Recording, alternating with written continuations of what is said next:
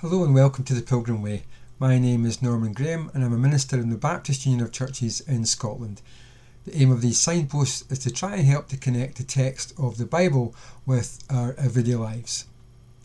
Welcome to our new series of signposts. We're going to be trying to go through the entire Bible from start to finish in just a matter of about 20 signposts or so.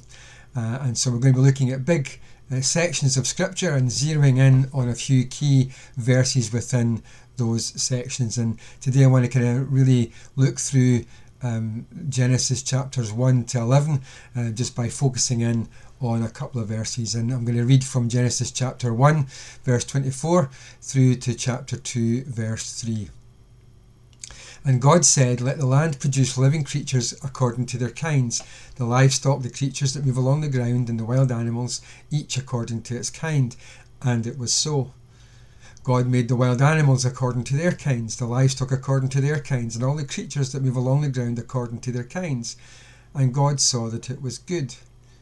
Then God said, "Let us make mankind in our image, in our likeness, so that they may rule over the fish in the sea and the birds in the sky, over the livestock and all the wild animals, and over all the creatures that move along the ground."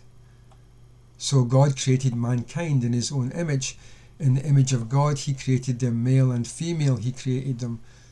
God blessed them and said to them, "Be fruitful and increase in number, fill the earth and subdue it, rule over the fish in the sea and the birds in the sky, and over every living creature that moves on the ground." Then God said, "I give you every seed-bearing plant on the face of the whole earth, and every tree that has fruit with seed in it. They will be yours for food. And to all the beasts of the earth, and all the birds in the sky, and all the creatures that move along the ground, everything that has breath of life in it, I give every green plant for food." And it was so. God saw that all he had made, and it was very good. And it was evening, and there was morning, the sixth day. Thus the heavens and the earth were completed in their vast array. By the seventh day God had finished the work he had been doing. So on the seventh day he rested from all his work. And God blessed the seventh day and made it holy, because on it he rested from all the work of creating that he had done. This is the account of the heavens and the earth when they were created, when the Lord God made the earth and the heavens. Well, the first two chapters of Genesis can at a glance cause a bit of confusion because they seem to present two different creation narratives. Chapter 1 talks about God creating humans, and then again in chapter 2. The connection between them is simply that chapter 1 presents a kind of summary account of creation, whilst chapter 2 goes over the same ground but provides more of the detail of certain aspects of creation, especially the creation of Adam and Eve. So in fact, it's not two creation stories, but one. The Bible famously begins with the words, "In the beginning God," and so from the outset it purports to tell the story of how everything that exists came into being. And it does so from the perspective of a creator God who is both the origin and the cause of creation. Psalm 19 in verse 1 tells us that the heavens declare the glory of God, and so simply looking at the cosmos should alert us to the existence of God. The implication being that recognizing God as creator should lead us to worship him. However, for the world we live in, especially Western cultures that were once shaped by the Bible story is now rejected as a source of authority generally, and especially perhaps regarding the origins of the cosmos. And several key factors have led us to where we are now. The priority of human reason and the philosophy of skepticism that were central to the aspects of the Enlightenment, a period of scientific, philosophical and political discovery and change. It kind of destabilised belief in the authority of the Bible. Then in 1859, Charles Darwin's book, The Origin of the Species, theorised an alternative story of the origin of life on Earth. And in that alternative story, the world as we have it does not need a designer or divine architect. It can be explained without any reference to the transcendent. As Carl Trueman notes, setting aside the question of whether evolution is true, There is no doubt that vast numbers of people in the West simply assume that it is so. And then in 1931, a scientific paper was published presenting a new theory of the origins of the universe. It became popularly known as the Big Bang Theory, and though it was radical for its time, it's now generally accepted as being correct. According to the Big Bang Theory, the universe was created as the result of a massive explosion about 14 billion years ago, and that it's expanding outwards from that event. The Big Bang Theory may or may not be correct. I don't know. It's not my area of expertise, and the science is beyond my understanding, so I'm not going to try and critique it today. But I do know that the theory doesn't explain what caused the Big Bang. It doesn't tell us what exploded or how it exploded. In 1974, the kind of sci-fi comedy movie Dark Star, directed by John Carpenter, featured a bomb on a spaceship that became self-aware, and the film ends with the bomb saying, "In the beginning there was me, and I said, let there be light," and of course, boom, it explodes in this light, and there you go. Maybe it was that, who knows, according to what theories are today. But the Big Bang Theory doesn't tell us why the universe is how it came to be. I mean, it tells us that there was a Big Bang. It doesn't tell us what caused it, what it was that exploded, and it doesn't tell us why the universe is so astonishingly complex and ordered. All the scientists that look at this are agreed that there is an order to the cosmos. And so the Big Bang Theory doesn't rule out the existence of a creator God, and simply might be proving the moment of his creation of the cosmos. In fact, in 1979, Time magazine did a feature on the Big Bang Theory and said that the Big Bang Theory sounds very much like the story the Old Testament has been telling all along.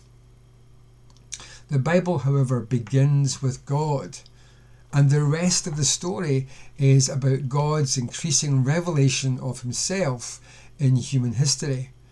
But the story begins with how God made the world and everything in it. The repeated refrain in the first chapters of Genesis is that what God has made was good. The Hebrew word translated as good is tov, and it certainly carries the sense of the quality of something. We might say, oh, that was a good movie, or that was a good book. But the word in the text is more than just a statement about the quality of God's workmanship in creation.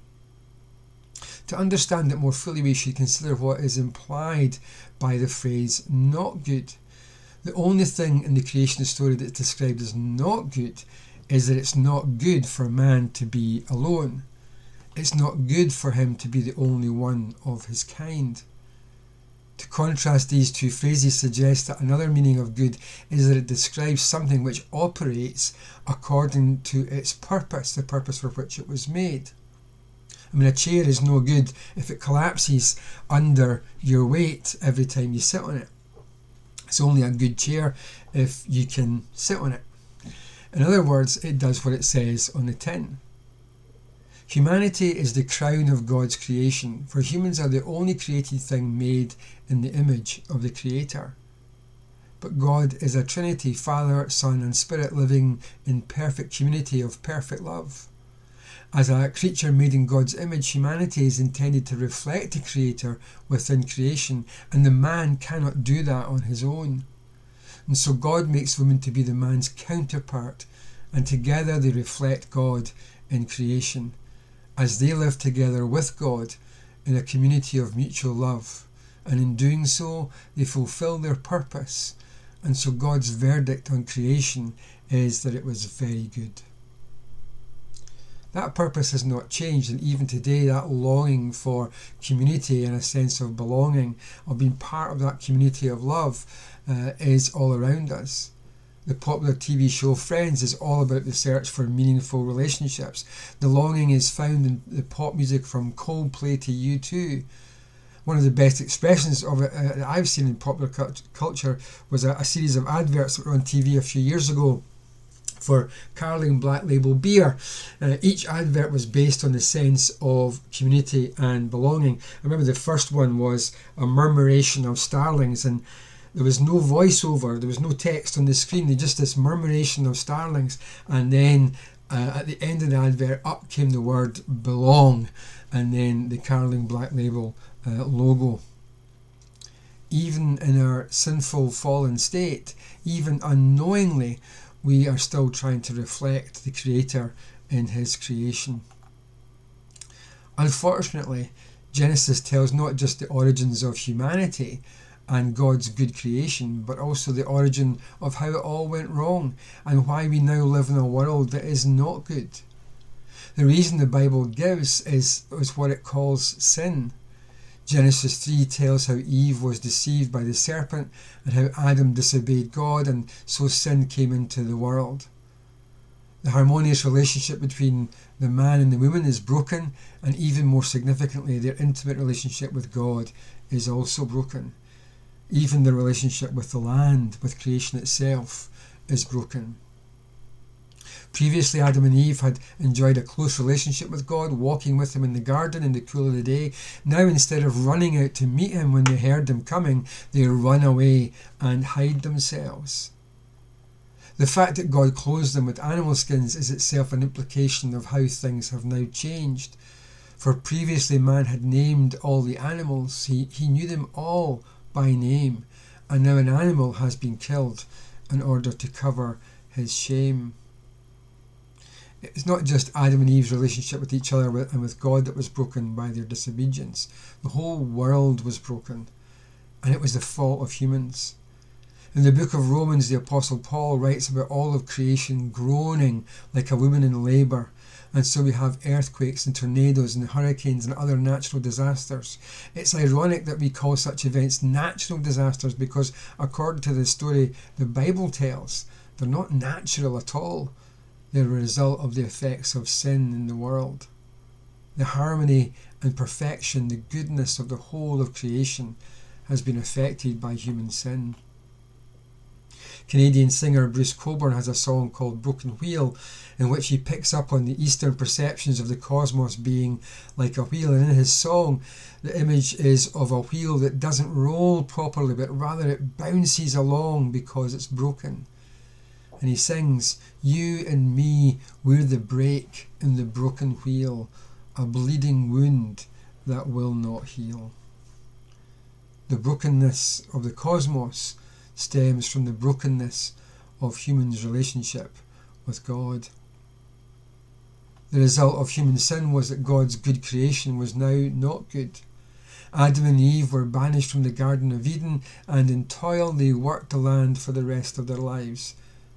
The brokenness of the world didn't end with their deaths, but continued on in their children's lives, and their children's children, and their children's children's children, and so on. Genesis 5 recounts a long list of Adam and Eve's descendants and concludes with one of the saddest statements in all of the Bible in Genesis 6 verses 5 and 6. The Lord saw that the wickedness of man was great in the earth, and that every intention of the thoughts of his heart was only evil continually, and the Lord was sorry that he had made man on the earth, and it grieved him to his heart. You know, it's all too easy for us to rationalise our own sinful behaviour in very much the way that Adam and Eve did in the garden, to justify it, to think that it doesn't really matter. But if I've learned anything in life, it's that sin always exacts a price, and the price is always greater than we imagine, and one act of disobedience can have far-reaching consequences, not just for ourselves but for other people also. And even if you manage to keep your sin private, it will exact a great price as it eats away at your soul, destroying you from the inside out. Unless God deals with it, it will bury you. But the overall picture in Genesis then, in these opening chapters, is pretty much a story of a disaster. All the promises of chapters 1 and 2 is destroyed in chapter 3, and the picture that follows on in the chapters after that is one of increasing wickedness, of humanity going further and further away from God and becoming more and more wicked and doing more and more evil, and it's just a disaster. And yet, even with the tragedy of our human story, mixed in with that tragic aspects of the story, there is hints of hope of a better future.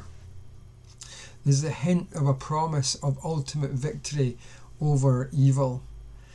In Genesis 3, there's an order of blame, of passing the buck. The man when confronted by God, the man blames the woman, and the woman blames the serpent. The order is reversed in God's judgment of them, and it's the serpent who is the first to be judged, and God's judgment is not immediately obvious to understand.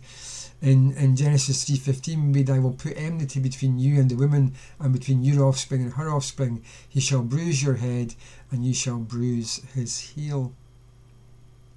It will take thousands of years and the rest of the unfolding story of the Bible to explain what that means. From our vantage point in history, we know that this was a promise to send a saviour, someone who would undo the work of the serpent and restore a relationship with God. But from the pages of Genesis, we have to fast forward thousands of years to the coming of Jesus as God's saving King. We see the hope that the grace of God will lead to salvation. In Genesis chapter 6 to 8, we see the continuation of wickedness and how this broke God's heart and how he decided to destroy all that he had made. And yet, there was one man who found favour with God. Noah, we are told, was a righteous man. And whilst righteous isn't defined in the text, it was clear that he was a man who was willing to listen to God and to obey him. If you read Noah's story, you'll discover that he wasn't in any way a perfect man. And so in saving him and his family, God acts out of grace and mercy. If it were not for the grace of God, no one could stand. All who come to him do so not on the basis of deserving anything from God, but on the basis that he is a merciful and loving God. And the Bible teaches us right from these opening chapters that God is a merciful and loving God, and that is intended to turn our hearts away from wickedness and towards him, to give us that hope that we will experience that grace and that mercy. There's also, I think, in these opening chapters of Genesis, a kind of hope that God is ultimately in control, that we're not just left to the whims of fate. It didn't take long for the wickedness of man to continue to grow and spread all over the earth again. Genesis 11 verses 1 to 9 tells the story of how the people tried to build a great city with a tower reaching into the heavens, and how God then confused their languages so they couldn't understand each other and the work had to be abandoned. Now, there's nothing wrong with wanting to be a builder, and there's nothing wrong with building a tower. So why did God punish them? Why did God judge them in this way? Well, God judged them because of why they embarked on the building project in the first place. It wasn't the building itself. It wasn't how they were using their skills that they'd learned, but rather it was their motivation for doing so. The text tells us that they wanted to make a name for themselves. It was their prideful refusal to give God his rightful place that was the real problem. And that is actually the root of all our wickedness. They wanted to build a tower up to the heavens so they could be like God. Here's the sin of the Garden of Eden being replayed out in Babel, and it is replayed out again and again in our own lives. When we fail to give God his rightful place, all kinds of wickedness follow. Of all the different idolatries that plague our lives, none is so insidious or difficult to discern as the idolatry of the self, of putting ourselves in the place where only God should be. You know, when you look at the world around us, things look very much like they did in the time of Noah. Everyone does what they think is right in their own eyes. There's wickedness everywhere. Sin abounds. What the Bible calls evil, we now call good. What the Bible calls good, we now call evil. In that sort of situation, amid such wickedness, we have to ask ourselves, well, where am I in all this? Am I living a life that finds favour with the Lord? Am I a righteous person insofar as I am willing to listen and to obey God, even though that might mean I'm going against the flow of the culture all around me? You know, God has promised that he's not going to destroy humanity in the same way that he did in Noah's day. But the Bible is also clear that there's a day coming when all of humanity will stand before the throne of God, and that there will be a final judgment of God upon humanity. Until then, God calls us to turn to him, to receive his grace and mercy, to begin to reflect his character and nature, his goodness in the world, and become agents of that goodness and grace and mercy to the broken world around us. That's the calling that we have, and I pray that all of us will fulfill that calling in the week ahead. Thanks for listening.